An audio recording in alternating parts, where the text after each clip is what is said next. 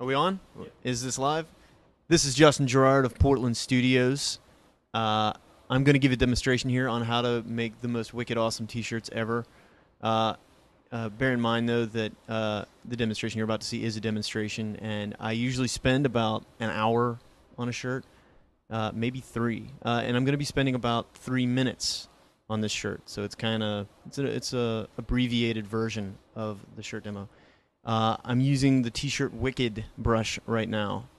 It's wicked because there's a lot of variety in the line. It's not just a normal little brush, and it makes it a much more interesting design when you actually do design. And for those of you who are wanting to see, is there better examples of this somewhere? You need to go to store.portlandstudios.com and buy all the shirts you see because they're awesome, and they're made with these brushes. And if you buy these brushes, you too will be able to open a store and sell brushes and make millions of dollars, because that is the goal of brushes in Photoshop. Okay, so now I kind of took the opacity down on that because that's sort of my under sketch. By the time you actually do print this in a shirt, you'll throw this layer out more than likely, because most screen printers are going to do silk screen. And the brushes here are really set up for silk screen, so there's not too many shades. It's mostly black or white. It could easily be translated into vector art, which is what a lot of t-shirt printers are going to want. They're going to want it to be solid black when you give them the design. The brush I have here is kind of a real gritty brush that I use to shade with, so I can kind of get the effect of shades, even though it's mostly just two color. Here I'm breaking out a halftone pattern for halftoning, because halftoning is cool. Halftoning was invented by the Byzantine Empire in the late 500s when they did t-shirts, and I did a lot of studies on the Byzantine Empire of that era. They were later on taken over by barbarian hordes who didn't use halftone patterns, and that's why the 80s happened. That's why so many bad t-shirts came out of the 80s.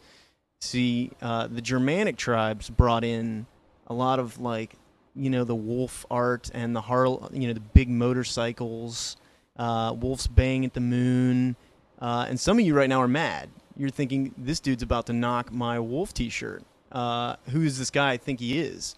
And if you're that person, my name is actually Matt Silver, and I can't give you my address. But come find me. I work at Portland Studios, and we can talk about your wolf t-shirt.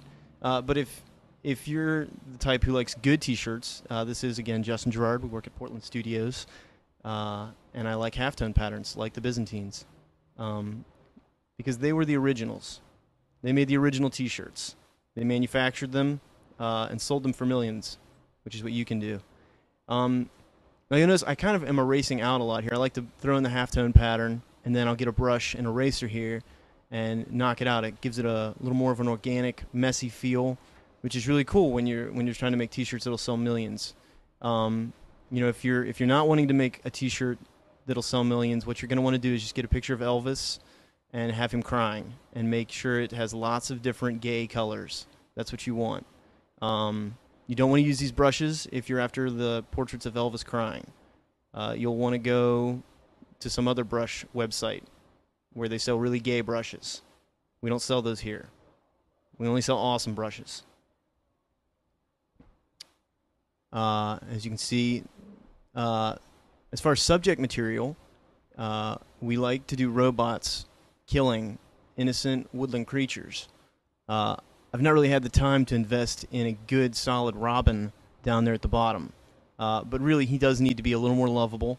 A really cuddly robin.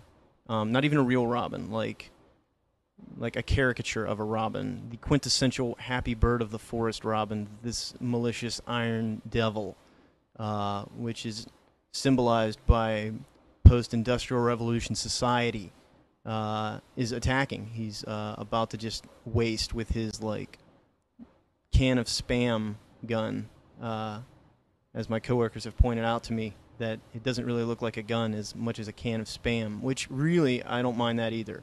That's kind of funny to me as well. Because really, I mean, what is Spam if not something to kill furry woodland creatures with? That's what you have to ask yourself as you're using these brushes later on. You need to ask yourself questions like that. Do I want to kill furry woodland creatures? Is that why I'm buying these brushes? To kill furry woodland creatures? Okay, now you can see what I'm doing. I'm making a huge mistake. That bird, like, I don't have a clue how to draw happy woodland creatures here, obviously.